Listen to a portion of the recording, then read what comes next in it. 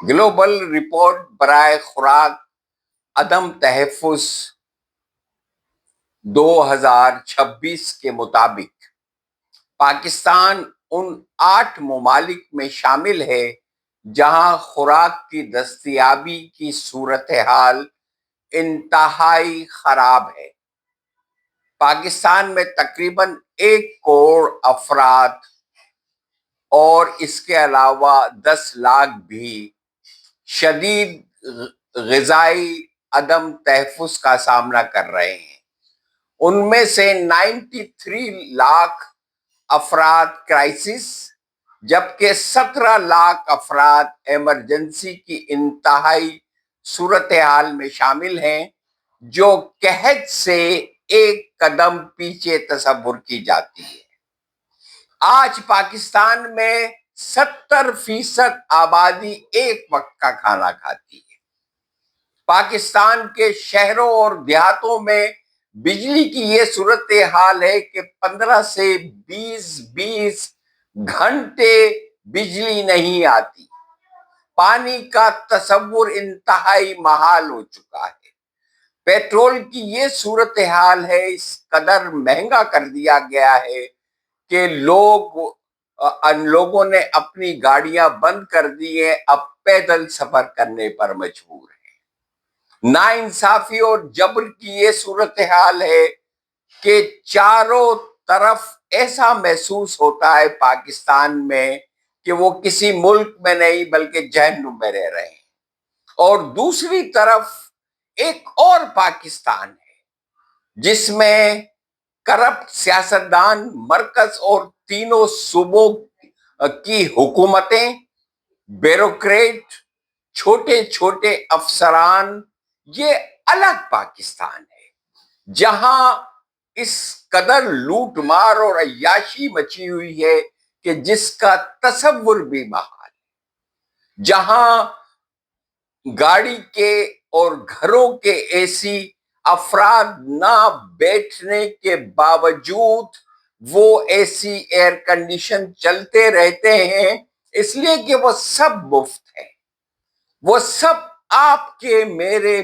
پیسوں اور ٹیکسوں کی مد میں ادا کیے جاتے ہیں۔ اگر آپ ان کے ساتھ کھانا کھانے کا اتفاق ہو جائے، اراکین پارلیمنٹ اور حکومت میں بیٹھے کرپٹ سیاستدانوں اور ساتھ میں بیوروکریٹ کے ساتھ اگر آپ کو کھانا کھانے کا اتفاق ہو جائے تو ہزاروں ڈشیں ہوتی ہیں، ہزاروں ٹن کھانا ایسے ہی ضائع کیا جاتا ہے، اور اس قدر وافر مقدار میں ہوتا ہے کہ پورے 25 کروڑ افراد آرام کے ساتھ کھا لیں۔ یہ جو پارلیمنٹ ہیں، چاہے مرکز کی ہے یا صوبے کی ہے، کروڑوں روپے یہ مہینے کے فائدے آپ کے میرے ٹیکس کی وجہ سے لے رہے ہیں۔ آخر ان کا کام کیا ہے؟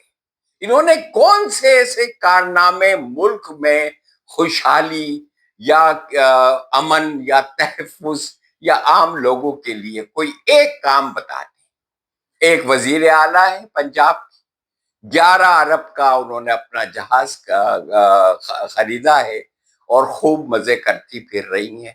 یہی حال سندھ کا ہے، یہی حال بلوچستان کا ہے، یہی حال مرکز کا ہے۔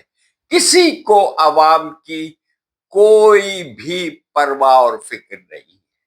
کارل مارکس کہتا تھا کہ اب تک کسی بھی معاشرے کی تاریخ اس معاشرے کے مختلف طبقات کے باہمی تنازعات کی جنگوں کی تاریخ کے سوا کچھ بھی نہیں ہے۔ آزاد اور غلام طبقوں کی جنگ، شریف اور بدمعاش طبقوں کی جنگ اور مظلوم طبقات کی جنگیں، ان طبقات کی آپسی جنگیں ہر بار پورے سماج کے لیے بہتر انقلابی تبدیلی کے ساتھ ختم ہوتی ہے یا پھر دونوں لڑتے ہوئے طبقات کی مکمل تباہی کے ساتھ ختم ہوتی ہے۔ اور آج پاکستان بالکل اسی نہج پہ پہنچ چکا ہے۔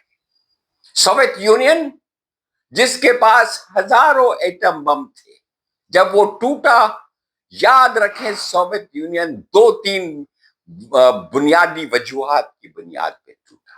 نمبر 1 روٹی، وہاں کے لوگوں کے پاس روٹی کھانے کو نہیں تھی۔ نمبر 2 ناانصافیاں، جب ظلم، بنیادی حقوق کی محرومی، وہاں کے اراکین پارلیمنٹ عوام کی فلاح و بہبود کی بجائے اپنی عیاشیوں میں مصروف ہو گئے تھے۔ جب ٹوٹا تو ایٹم بم اس طرح پڑے تھے، ہم نے جو سوشل میڈیا اور میڈیا پہ دیکھا کہ جس کی نیلامی لگی ہوئی تھی، جو چاہے آ کے خرید۔ یاد رکھیں کوئی ملک فوج، ایٹم بم یا رقبوں کی وجہ سے قائم نہیں رہ سکتا، وہ صرف اس وجہ سے قائم رہ سکتا ہے کہ وہاں کے عوام با اختیار ہوں، خوشحال ہوں اور خوش ہوں اور آرام کے ساتھ زندگی بسر کریں۔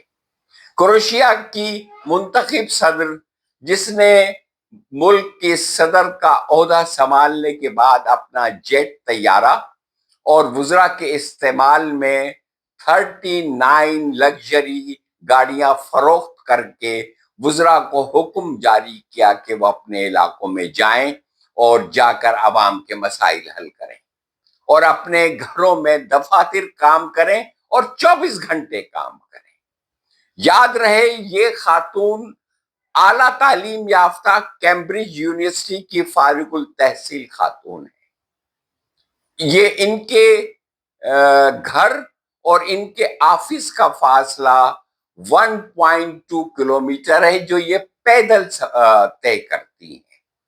گھر سے اپنا کھانا بنا کر آفس لے کر آتی ہیں اور اپنا کھانا روز کھاتی ہیں، عوام کے ٹیکسز کے ساتھ عیاشی نہیں کرتی۔ اور یہ بھی ذہن میں رہے کہ وہ پیدل اپنے گھر اور آفس کا فاصلہ جو ہے، سفر ہے، وہ پیدل طے کرتی ہیں۔ انہوں نے غیر ملکی قرضے لینے سے صاف انکار کر دیا اور اپنی تنخواہ ملک کے عام مزدور کے برابر کر دی۔ اس طرح ملک چلتے ہیں۔ جس طرح کارل مارکس نے کہا تھا کہ اگر طبقاتی جنگ بڑھ جائے اور شدید ہو جائے تو یا تو وہ انقلاب آتا ہے جس میں عوام خوشحال ہو جاتے ہیں، یا پھر دونوں طبقات لڑتے لڑتے مکمل تباہی کے ساتھ اس جنگ کا اختتام ہوتا ہے۔ آج پاکستان اسی جگہ پر پہنچ چکا ہے۔ تیسری کوئی بھی راہ نہیں ہے، یا تو عوام فتح یاب ہوں گے یا دونوں طبقات، ایک لوٹنے والے طبقات جو ملک کو لوٹ رہے ہیں اور ایک وہ جو روز لوٹ رہے ہیں، جن کے پاس اب لوٹنے کے لیے کچھ نہیں ہے، یا دونوں ختم ہوں گے۔ یاد رکھیں تیسری کوئی بھی صورتحال اب ایسی نہیں باقی بچی ہے جو پاکستان میں رونما ہو سکے۔ خدا حافظ۔